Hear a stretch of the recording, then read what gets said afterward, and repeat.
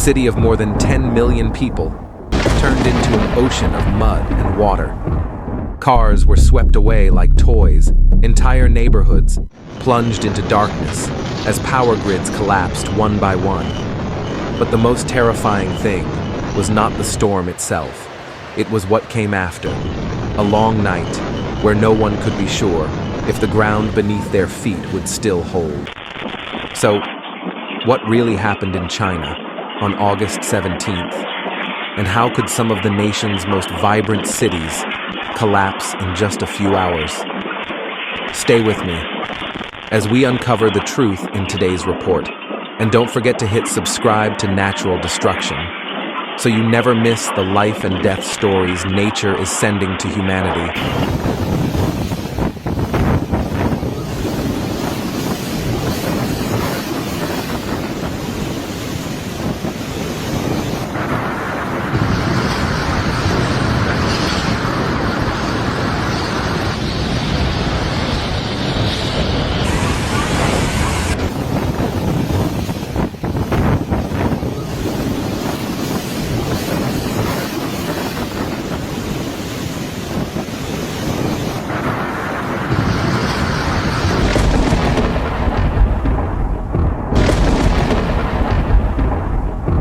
Imagine a calm summer sky suddenly turning steel gray within hours.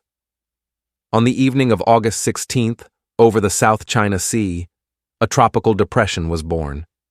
Within just 12 hours, it grew into a fierce storm fueled by the ocean's moisture, charging directly toward southern China. By August 17th, the typhoon made landfall. No city had time to prepare. Chengdu, Sichuan's capital. Rainfall hit 160 millimeters in just 12 hours. Roads vanished under torrents. Highways collapsed into chaos. From the mountains,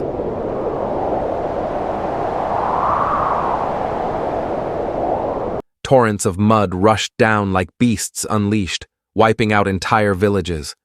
In Guangdong and Guangxi, winds howled, seawater surged, coastal homes were torn apart. Familiar streets turned into rivers of rage overnight. Hong Kong and Macau, meteorological centers raised alerts one after another.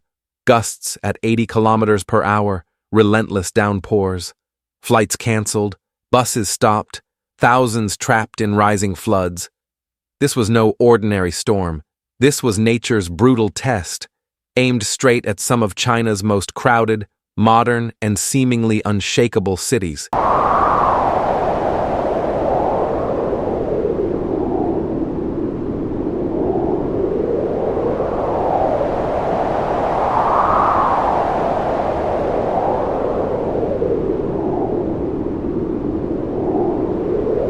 As night fell on August 17th, chaos spread across the land.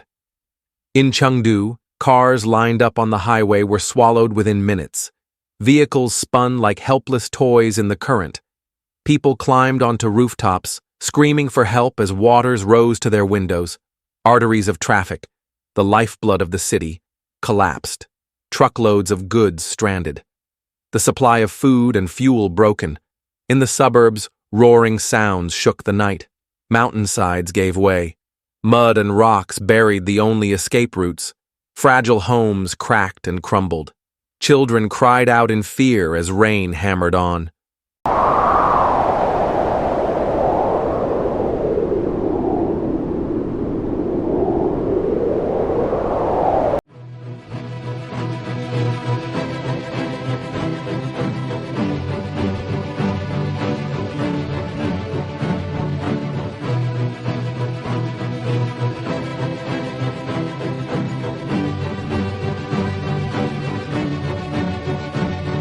In Guangdong, the industrial heart of southern China, warehouses and factories drowned to their rooftops. Thousands of containers drifted away like dice scattered on water. Ports, worth billions in daily exports, went silent. Cargo ships canceled. Global supply chains thrown into uncertainty. In Hong Kong, the subway system, the city's beating heart, went dark. Stations flooded, passengers trapped on escalators waiting for rescue. Taxis and buses half submerged, engines dead, dozens of flights canceled, the international financial hub paralyzed. In Macau, the dazzling city of lights plunged into darkness as power grids collapsed block by block. The casinos, the pride of Asia, went dark. Tens of thousands of tourists stranded in hotels. Tourism, 70% of the city's economy, wiped out overnight.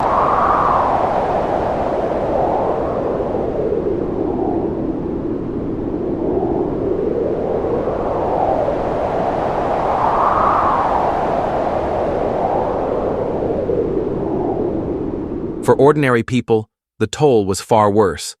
Tens of thousands left homeless. Billions of dollars needed for rebuilding. But no amount of money can measure the trauma. Children haunted by floodwaters. Families stripped of livelihoods. Communities forced to rebuild from rubble. That night, millions in China did not sleep. Not because they didn't want to, but because the howling winds, the hammering rain, the trembling walls next door reminded them, in just one more moment, everything could collapse.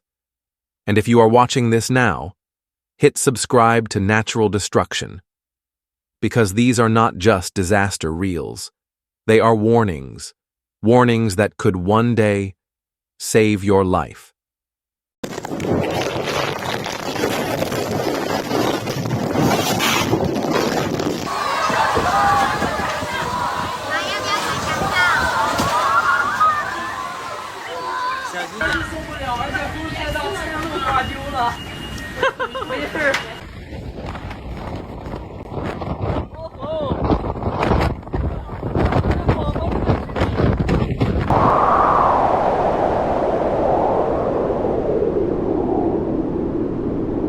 Behind the cold numbers are real lives torn apart.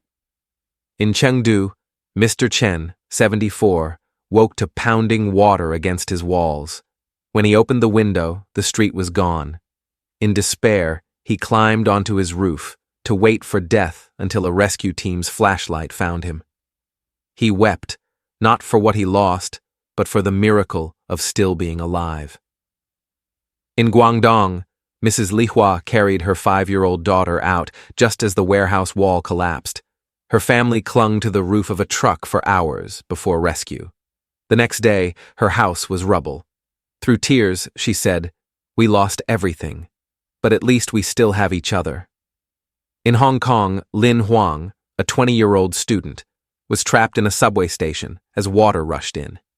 In the dark, he saw strangers helping one another, sharing water, holding hands for warmth.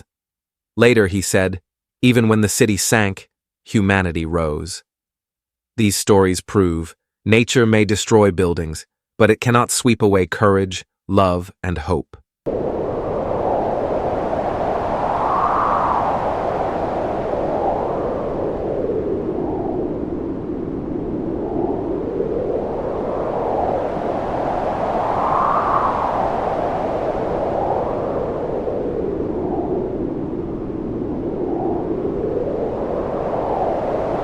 The storm of August 17th reminds us of a cruel truth. No city, no matter how rich, no matter how advanced, is unshakable before nature, without preparation. Houses can be rebuilt, but safety, memories, and trust cannot be measured in money. Climate change is not a distant future. It's here, in every storm, every flood, every gust outside your window. We must prepare for disasters, as if preparing for tomorrow itself.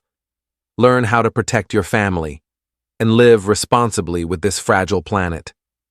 This is the message from Natural Destruction. Don't forget to hit subscribe, to spread awareness, and to stand ready. For the next trial, nature will send our way.